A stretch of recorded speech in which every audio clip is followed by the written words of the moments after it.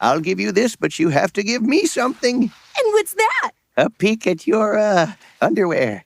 I am so tired of defending anime from its own perverted characters. Why do series seem to cling to this trope like the embarrassing nickname that you just can't seem to ditch? And why are we still pretending that it's harmless when it's been derailing stories for decades now?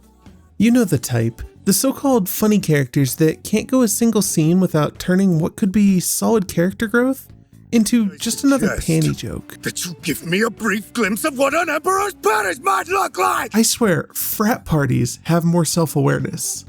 From classics like my favorite series of all time to more modern series, these characters just keep getting recycled time and time again. But why? Well, the quick answer is that sex sells. These characters generate tons of fan service moments that appeal to huge demographics, and somehow the characters end up becoming beloved in their own right. I mean, just look at Master Roshi. This funky, vivacious young co-ed! He's definitely a creep, but people love him. But that's just scratching the surface of the issue. Keep watching, because the real story goes back almost more than a century. Picture Japan in the early 1900s. Smoke curling out of neon theaters, and pulp magazines stacked on every street corner. It was the era of eroguro nonsensu, or erotic grotesque nonsense. This was a wild surge of art that mixed sex, shock, and satire like some sort of crazy cocktail. It was messy, loud, and absolutely alive. And the craziest part, it never just faded away. After World War II, when Japan's entertainment industry was being completely rebuilt under strict censorship, that same rebellious spirit stood strong. Artists just had to get a bit sneakier, slipping innuendo into slapstick and parodying taboo through over-the-top characters. Believe me, if there was a loophole, they were going to find it and get their message across. By the time the 60s and 70s came around and manga began to come into its own, that rebellious streak was completely baked into the DNA of the medium. You had publications like Garo, an alternative monthly manga anthology magazine, leading the way in pushing back against the extreme censorship laws. However, skip forward to the 1980s when Shonen Jump blew up. They looked for anything that would sell to their main demographic, which was teenage boys. And what this meant was that instead of trusting the stories to speak for themselves, they leaned really hard into power fantasies and sex appeal. What started as bold, tongue-in-cheek character design slowly turned into a marketing tool. Something loud and over-exaggerated built just to grab attention through shock value.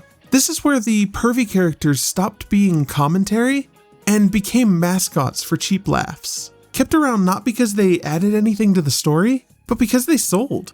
It's so crazy to me that what started out as artists fighting censorship got turned into the laziest tool imaginable. It's not even shocking anymore.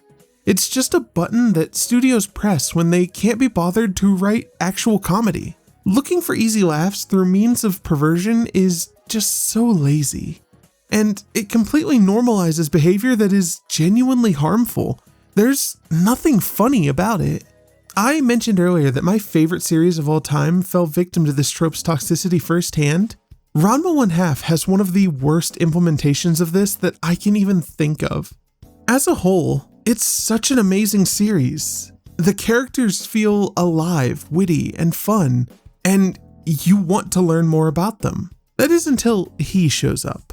Haposai, a walking lawsuit in a tiny old man costume. His obsession with underage girls and stealing underwear isn't something that they use to play up the horror of his character. No, it's played up for laughs. And honestly, that would be bad enough, but for some reason, he is also the most powerful character in the series. What a battle! I can't move.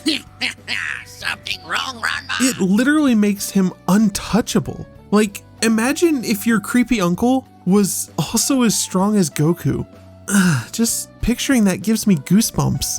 After a while, the characters and even the show itself just sort of give up because the plot says he's unbeatable. How can they fight against that? It's something that almost takes me out of a show that I love and does its best to ruin it for me. And if one of these characters has almost ruined a show that you love, you know exactly what I'm talking about. Now, you might think that Ranma 1/2 is just a product of its time. Surely things have gotten better since then, and Yeah, Ranma is definitely a product of the 80s. It shows in so many ways. But the truth is that these types of characters have never gone away. In fact, if anything, they've only gotten louder. I can't think of a single anime era that isn't plagued with these freaks. From Jiraiya carrying the pervy Master Crown into a new generation, to Mineta from My Hero Academia just being an overall sleazeball. It's like an endless cycle, and we're doomed to repeat it. But we're not actually powerless. Every time we choose not to watch a series that leans on such lazy tropes, we're sending a direct message. Attention is power. Streaming numbers matter greatly to these corporations, and if we're not watching, they notice. This is already evident when you look at some of the most popular titles out there right now. Shows are learning to trust the writing and solid characters over easy chuckles. Take Attack on Titan. Regardless of how you feel about the ending, there can be no denying it was an amazing series that defined a generation of anime. It never once deviated from the amazing storytelling or character writing to give us some weirdo who gets more handsy than a Super Smash Bros. Boss fight, and that's a huge part of why it's so legendary. And how about something like The Apothecary Diaries? At its core, it's a series about a woman striving for knowledge and survival in a world that systematically limits women. Mao Mao is smart and interesting in her own right, being shown as someone even more intelligent than the male doctor of the show, That quack's a bill short of a duck. despite women being forbidden from participating in such professions.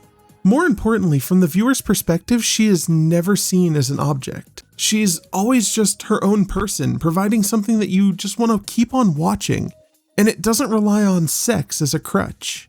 Shows like these prove time and time again that success comes from writing a good story, not leaning on some creepy grandpa Johnny Knoxville style just to get a quick laugh. They deserve your views, and you should be rewarding them for not falling back into the same old routines. Like, go back and rewatch Attack on Titan again, and give The Apothecary Diaries a chance if you haven't. Show studios what it is that we really want. Watch shows that don't lean into the perverted trope, because I am done giving my time to shows that can't even respect their own characters, and you should be too. With enough pushing, I believe we can finally phase out those creepy losers. So yeah, I'll say it again. I am tired of defending anime from its own perverted characters, but hopefully one day we won't have to. Anyhow, thanks for sticking through this rant. Smash that like button if you're as sick of this trope as I am, and tell me in the comments which pervy character deserves the guillotine first. And of course, make sure you subscribe so you don't miss me tearing into whatever it is that anime throws at us next. And if you want to see me rant about remakes, click the card on your screen. I'll see you in the next one. Bye bye.